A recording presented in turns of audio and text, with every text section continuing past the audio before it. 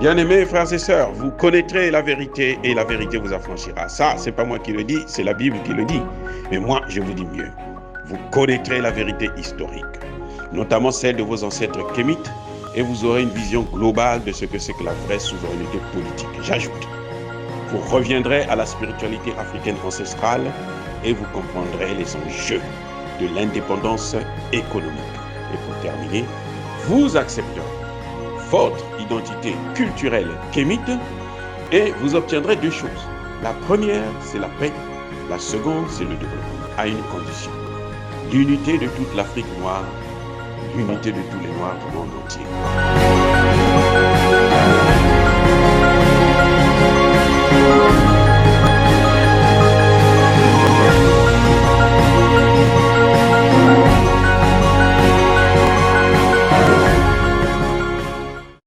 Otep à tous, bienvenue sur la chaîne des panafricanistes par essence, par conviction et par excellence.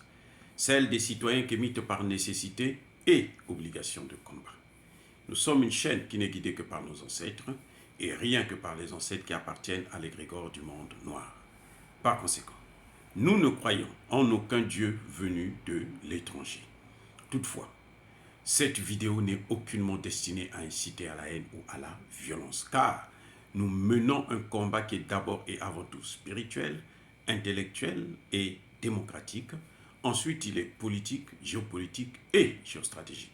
Contre l'impérialisme, le colonialisme, le néocolonialisme et l'endocoloniat, qui sont tous qualifiés de crimes contre l'humanité. Nous menons ce combat sur la base du principe fondamental que nous avons hérité de nos ancêtres kémites, qui est celui de la Mahat, c'est-à-dire solidarité, vérité et justice. Vous êtes donc en droit de connaître la vérité. Et nous avons l'obligation de vous dire la vérité, rien que la vérité, afin que justice soit rendue au continent africain.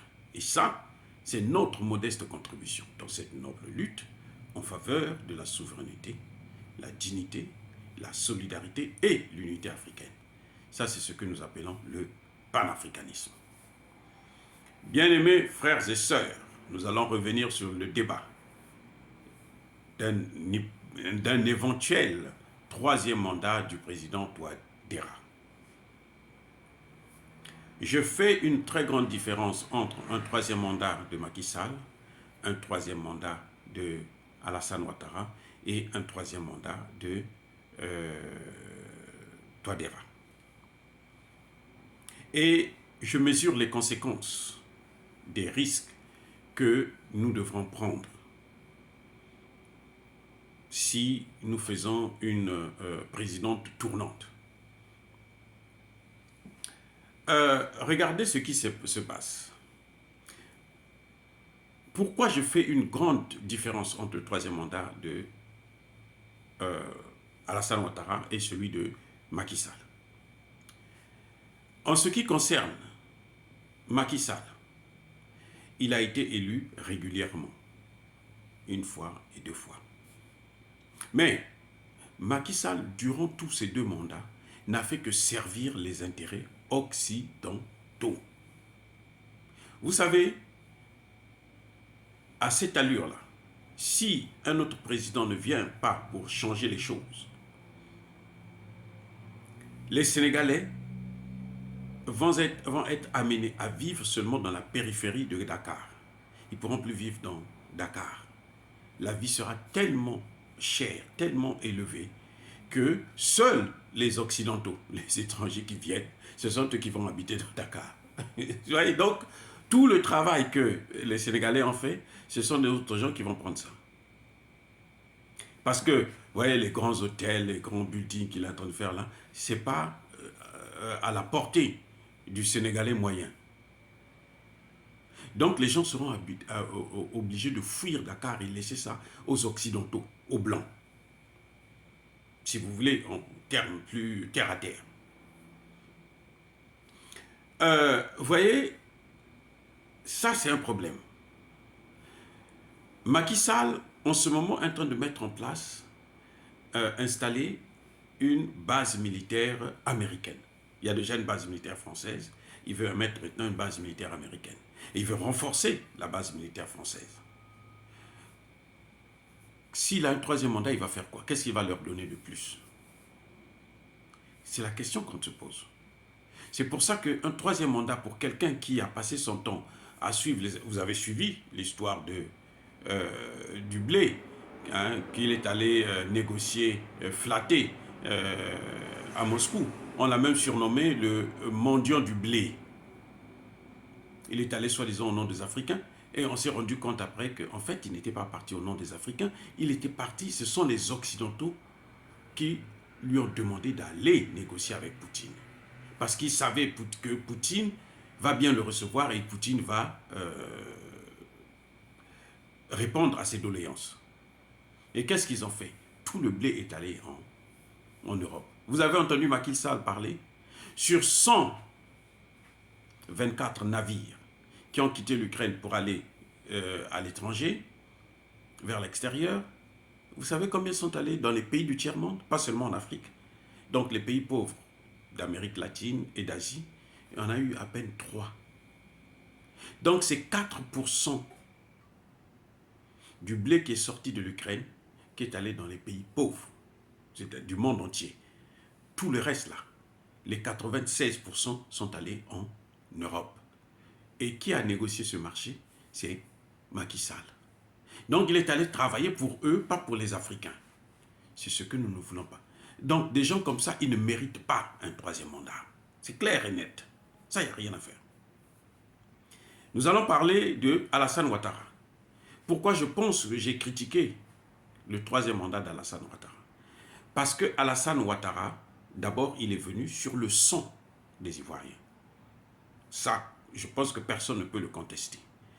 C'est Alassane Ouattara et Guillaume Soro qui ont été utilisés par la France pour déstabiliser le régime de Laurent Gbagbo. Avec cette rébellion armée, préparée en Côte d'Ivoire, et plutôt au Burkina Faso, et armée par la France. Guillaume Soro, aujourd'hui, il a beau tourner partout là où il parle, là, il a le sang des Ivoiriens dans ses mains, comme Alassane Ouattara. Et c'est lui, la souffrance que Alassane Ouattara est en train d'infliger aux Ivoiriens, Guillaume Soro en est aussi responsable, parce que c'est lui qui l'a aidé à venir. Il est complice. Même si entre eux, ils ont maintenant des problèmes, mais en tout cas, Guillaume Soro est responsable.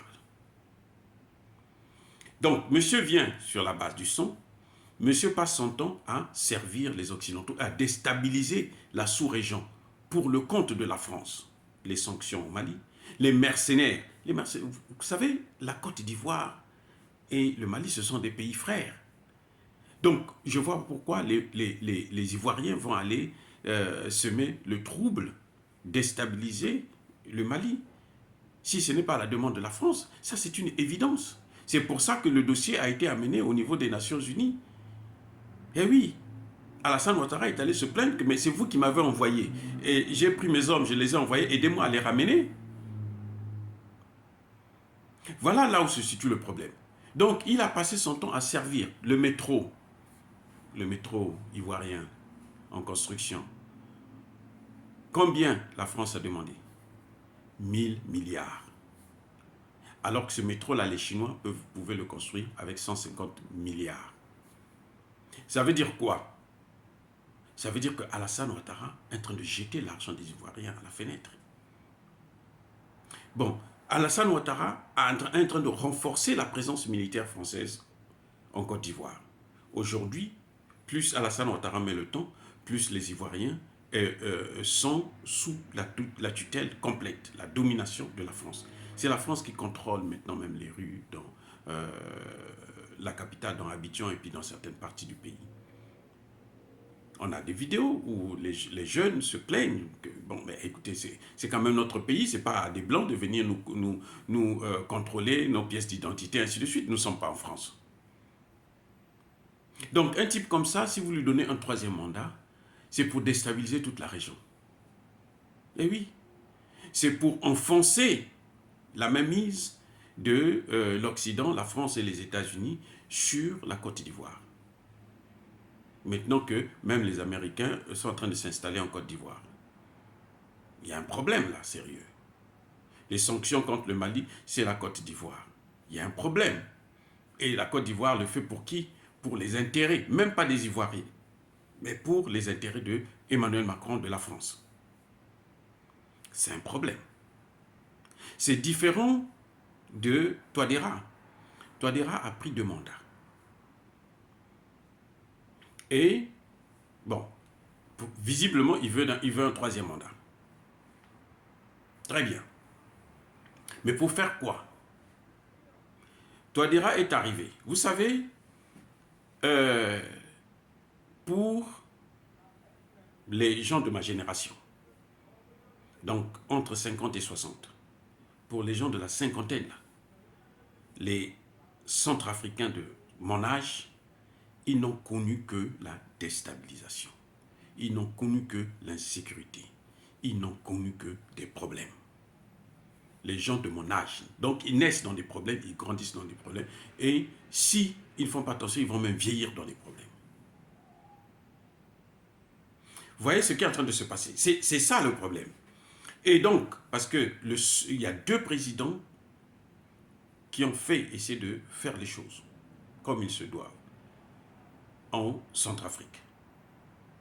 Il y a le premier président, Boganda, et puis il y a Archange.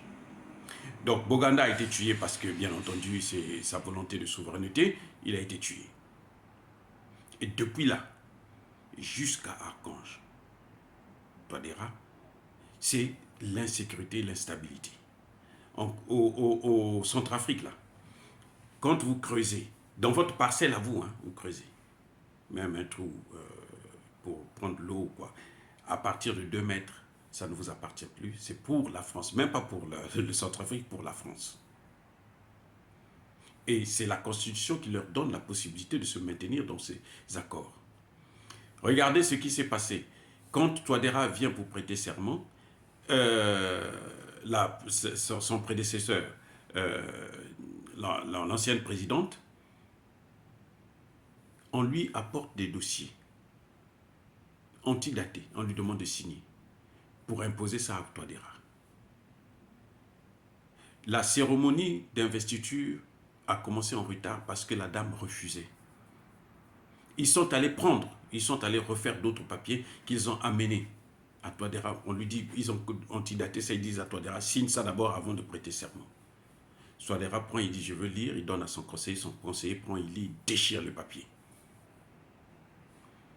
Vous voyez, donc, ce genre de président-là, on n'en trouve pas n'importe comment. On n'en trouve pas n'importe comment. Parfois, ils n'arrivent qu'une seule fois dans votre vie. Donc, il faudrait qu'ils terminent le travail et puis les autres viennent maintenant, ils peuvent continuer. C'est des cas comme ça. Parce que ce n'est pas le nombre de mandats, ce n'est pas la démocratie qui nous importe. On s'en fout de la démocratie. Ce qui compte pour nous, c'est nos intérêts, nos besoins. Est-ce qu'on va régler nos problèmes ou on ne va pas le faire? Quand Touadéra arrive, lorsque Touadéra prend le pouvoir, il règle d'abord les problèmes de sécurité.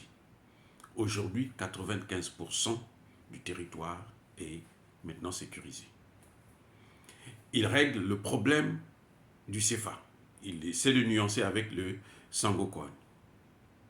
Donc, un homme comme ça qui fait ce que la population veut, il faut le soutenir, il faut le garder. On ne change pas une carte qui gagne. Parce que qu'est-ce qui se passe? Si Touadéra ne prend pas un 3e mandat et que par malheur, un homme comme Bozizé, ou bien les opposants, là, Ziguélé et autres, là, qui sont là, qui dansent, qu'on ne voit que sur RFI, France 24 et tout, ils viennent là, en une semaine, ils modifient tout. Puisqu'ils viennent dans les valises des Occidentaux. Donc ils viennent pour faire le travail des Occidentaux. Vous voyez, l'Union africaine, pourquoi ça ne marche pas? Parce que les présidents, là, c'est des présidents qui sont placés là par la France, par les États-Unis, par l'Union européenne. Et ce qu'il y a le plus gros problème, c'est quoi? C'est que, pourquoi je dis qu'il ne faut pas prendre un tel risque? Si Touadéra veut continuer, il peut continuer. Le peuple lui fait confiance, laissez-le continuer. Parce que quand ils reviennent là, Au lieu de 60 ans d'indépendance, de colonisation, d'indépendance formelle, de colonisation, ça va être 100 ans, 200 ans, 500 ans. Je vais vous prendre un exemple. Haïti. Haïti a vécu dans l'instabilité pendant longtemps, jusqu'à ce que Jean-Bertrand Aristide revienne. Quand Jean-Bertrand Aristide arrive au pouvoir, il vient, il dit la France doit payer la dette coloniale. Elle doit payer, dédommager l'argent qu'elle a pris, qu'elle a imposé à Haïti. Vous voyez, on commence à lui faire des problèmes et tout, il est parti. Depuis 2000, je pense 2004, si j'ai bonne mémoire, jusqu'à présent, il y a l'instabilité. Il y a des élections, hein. Et là-bas, c'est encore pire. Là-bas, ce n'est pas que tu ne peux pas avoir 2 mandats successivement. Tu fais un mandat, tu pars, quelqu'un d'autre vient, et puis si tu veux, tu reviens encore, tu postules, et si tu gagnes, à ce moment, tu fais ton 2e mandat. Mais là, il y a l'instabilité. Aujourd'hui, le pays est livré aux gangs par ces mêmes Occidentaux.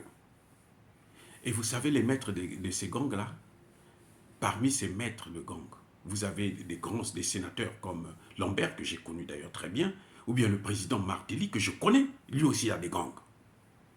Donc, quand Martelly était là, en fait, il servait les Occidentaux. Mais vous voyez, ça dit que pour trouver un président, donc depuis Jean-Bertrand Aristide jusqu'à aujourd'hui, Haïti n'a pas encore eu un président indépendant, souverain, un souverainiste. Il n'y en a pas.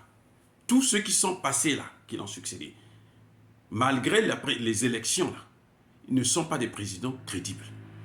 Ils ne servaient que les intérêts des Occidentaux.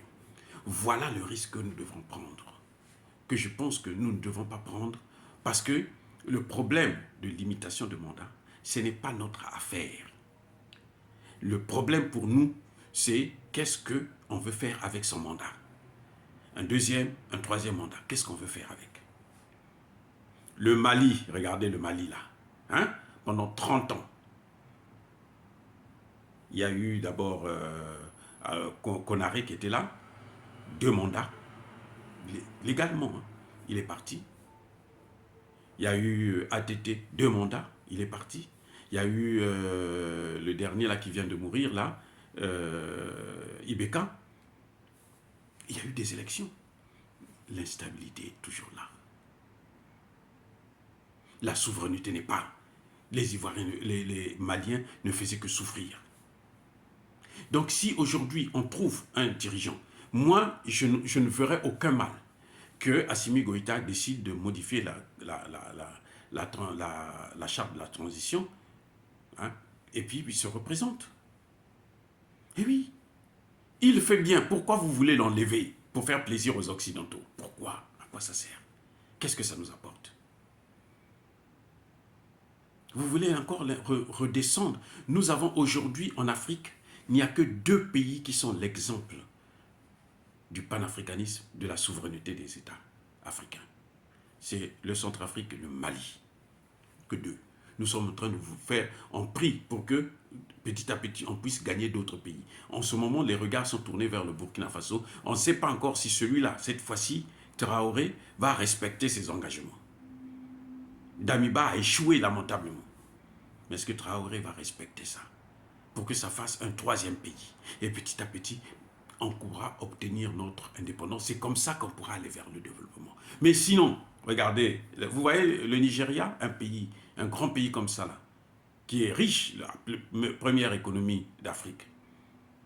Regardez comment c'est. Regardez comment les Nigériens vivent. Le Nigeria, là, vous avez des laboratoires où les Occidentaux, les Américains, sont en train de faire des recherches biologiques. Pour tuer qui? Les Africains. Pourquoi? Parce que le président, là, il est élu, là, mais il ne vaut rien, il est là pour servir les Occidentaux. Eh oui, les gars, on ne trouve pas ces gens-là, comme ça, là. Pour mes sœurs, je vous conseillerais, si vous avez des problèmes avec votre mari, si vous pouvez les régler, réglez-les avant de regarder un autre homme ou de regarder une autre femme pour les hommes. Parce que celui qui vient là, vous ne le connaissez pas. vaut mieux garder, conserver, arranger ce que vous avez, que d'attendre quelqu'un d'autre qui va venir et qui va parfois vous faire le pire. C'est pour ça que je dis, un troisième mandat, c'est pour quoi faire? Eh oui, un troisième mandat, c'est pour quoi faire? On est déjà dans une situation difficile au Tchad. On ne sait pas qui va prendre le contrôle, si c'est les Français ou si c'est les Américains. Parce qu'ils se battent tous de morceaux. Est-ce que Idriss Déby va changer de position pour s'engager maintenant dans la voie de réformateur, comme la population le veut, c'est-à-dire faire venir l'armée russe pour aider à sécuriser le pays?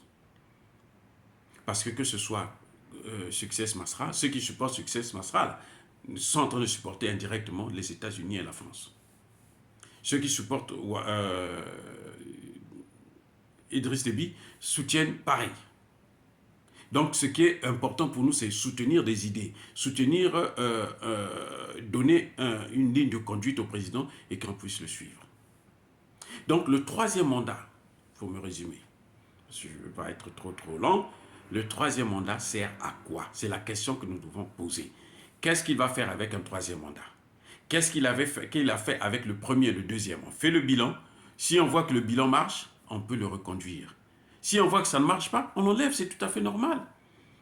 Au Centrafrique, les opposants, là, ils sont allés organiser dans certains villages là, des manifestations contre Touadéra, pour ce fameux changement de la Constitution, le référendum. Vous savez quoi? On leur a jeté des excréments à la face. Il y a des moments qui se sont déshabillés pour les maudire. Parce que les gens ont trop souffert, les gens veulent maintenant la paix. Celui qui connaît le goût du sang, sait quelle est la valeur de la paix.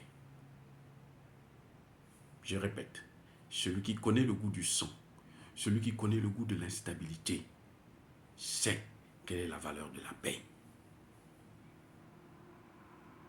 Donc voilà, est-ce que c'est inciter à la haine ou à la violence? Non, il y a ma colère, il y a ma lembe. Soyez bénis par le Dieu de Kémit. Je persiste et je signe. Et que ceux qui déstabilisent, qui pillent le continent africain, qui persécutent les Africains, notamment les panafricanistes, puissent être foudroyés, écrasés, punis et maudits par le Dieu de Kémit et par nos ancêtres angélisés. Je dis et j'assume. Eux, ils marchent par la foi et non par la vue.